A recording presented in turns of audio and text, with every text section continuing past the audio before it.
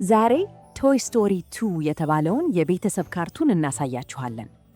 ውዲና በዝ ላይትይር አሁን የኤንዲ አሻንጉሊቶች ተባባሪ መሪዎች ናቸው። ኤንዲ ውዲን ወደ ካውቦይ ካምፕ ለመውሰድ እየተዘጋጀ ሳለ በጨዋታ ጊዜ በድንገት የውዲን እጅ ይገደደዋል። በዚህም ምክንያት እሱን እዚያው መደርደሪያ ላይ ትቶት ለመሄድ ይወስናል። ውዲ በመደርደሪያው ላይ ድምፅ ማውጫው ከተበላሸ በኋላ በኤንዲ ተረስቶ የነበረውን ዊዚ የተባለ የፔንጉዊን አሻንጉሊት ያገኘዋል። የኤንዲ እናት ዊዚን ወደ ደጅ መሸጫ ይዛው ትወርዳለች። ውዲ ዊዚን ያድነዋል። ነገር ግን አል በሚባል ስግብግብ የአሻንጉሊት ሰብሳቢ ይሰረቃል። በዝ ውዲን ማዳን ባይችልም ሁለት ወሳኝ ፍንጮችን ያገኛል። እነሱም የዶሮ ልብስ ላባ እና የመኪና ሰሌዳ ቁጥር ሲሆኑ ሁለቱም የኤንዲ አሻንጉሊቶች ውዲን የጠለፈው ማን እንደሆነ እንዲገነዘቡ ይረዷቸዋል። በአል አፓርታማ ውስጥ ውዲ ጄሲ የተባለችውን ካውቦይ ሴት፣ ቡልሳ የተባለውን ፈረስ እና አሮጌው ፒት የተባለውን አሳሽ ያገኛል። እነዚህ ሁሉ አሻንጉሊቶች በ50ዎቹ ዓመታት በጣም ታዋቂ በነበረው ውዲዝ ራውንድ አፕ በተባለው የቴሌቪዥን ፕሮግራም ዋና ገጸ ባህሪያት ላይ የተመሰረቱ ናቸው። ውዲ እሱና የራውንድ አፕ ቡድኑ በጃፓን ለሚገኝ የአሻንጉሊት ሙዚየም ሊሸጡ እንደሆነ ይገነዘባል። እሱ ግን ወደ ኤንዲ ቤት መመለስ ስላለበት መሄድ እንደማይችል ይናገራል። ይህም ከጄሲ ዘንድ ቅሬታን ያተርፍለታል። ውዲ የተቆረጠውን እጁን ለመውሰድ ሲሞክር አል በአጋጣሚ ሙሉ በሙሉ ይገነጥለዋል። በአፓርታማ ውስጥ ያለው ቴሌቪዥንም በድንገት መብራቱ ውዲ እጁን መልሶ እንዳያገኝ እንጥፋት ይሆንበታል። በሚቀጥለው ጠዋት ውዲ ይጠገናል። አሁንም ወደ ኤንዲ ቤት የመመለስ ፍላጎት አለው። ሆኖም ጄሲ በአንድ ወቅት ኤሚሊ የምትባል ልጅ ባለቤት እንደነበረችና እያደገች ስትሄድ እንደተዋቻት ኤንዲን በተመሳሳይ መልኩ እሱን እንደሚተወው ስትገልጽለትም ከቡድኑ ጋር በመሆን ወደ ጃፓን ለመሄድ ይወስናል።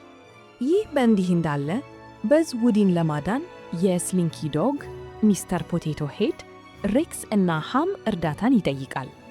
እነሱም አል ወደሚገኝበት የአሻንጉሊት መደብር ይደርሳሉ። እዚያም በዝ ራሱን እውነተኛ የስፔስ ሬንጀር አድርጎ በሚያስብ አዲስ የበዝ ላይትይር አሻንጉሊት ይታሰራል። የኤንዲ አሻንጉሊቶቹ አዲሱን በዝ የነሱ በዝ መስሏቸው ይሳሳታሉ። እሱ ደግሞ እነሱ ጠላቱን ክፉውን ንጉሠ ነገሥት ዙርግን ለማሸነፍ በተልእኮ ላይ ያሉ ይመስለዋል። አዲሱ በዝ አሻንጉሊቶቹን በአል ቦርሳ ውስጥ እንዲሸሸጉ ይመራቸዋል። የኤንዲ በዝም ከታሰረበት አምልጦ ቡድኑን ወደ አል አፓርታማ ይከተላቸዋል። በዚህ ሂደትም ሳይፈልግ ራሱን እውነተኛው ዙርግ አድርጎ የሚያስበውን የዙርግ አሻንጉሊት ይለቀዋል። እሱም በዝን ለማጥፋት ይከተለዋል። አሁን ውዲ ወደ ጃፓን ሙዚየም ለመሄድ ጓጉቷል። በዝና ቡድኑ አፓርታማው ይደርሳሉ። በዝ ውዲን ወደ ቤት እንዲመለስ ለማቀማት ይሞክራል። ነገር ግን ውዲ ኤንዲ እያደገ ሲሄድ እንደሚተወው በመግለጽ ከራውንድ አፕ ቡድን ጋር ለመሄድ ይወስናል። ይህም በዝንና ቡድኑን በእጅጉ ያሳዝናል። ውዲ ሐሳቡን ቀይሮ ወደ ልቡ ሲመለስ የራውንድ አፕ ቡድኑ አብረውት እንዲመጡና የኤንዲን የጨዋታ ጊዜ እንዲለማመዱ ይጠይቃቸዋል። ሆኖም አሮጌው ፒት ከዚህ ቀደም የውዲን ማምለጫ እንዳበላሸው በመግለጽ እንዳይሄዱ ይከለክላቸዋል። አል የራውንድ አፕ ቡድኑን ወደ አየር ማረፊያ ይወስዳቸዋል። በዝና ቡድኑ ተከታትለው ይከተሏቸዋል። ነገር ግን ከአዲሱ በዝ ጋር ፍልሚያ በጀመረውና አባቱ መሆኑን በገለጸው ዙርግ ይጋፈጣሉ። የኤንዲ አሻንጉሊቶች ከአዲሱ በዝ ጋር ተሰናብተው የፒዛ ፕላኔት መኪናን በመጠቀም አልን ያሳድዱታል። አየር ማረፊያ ደርሰው አሮጌውን ፒት በቁጥጥር ስር በማዋል በአንዲት ትንሽ ልጅ ቦርሳ ውስጥ ይከተሉታል። ውዲ እና ቡልሳይ ያመልጣሉ። ጄሲ ግን ወደ ጃፓን በመሄደው አውሮፕላን ውስጥ ትገባለች።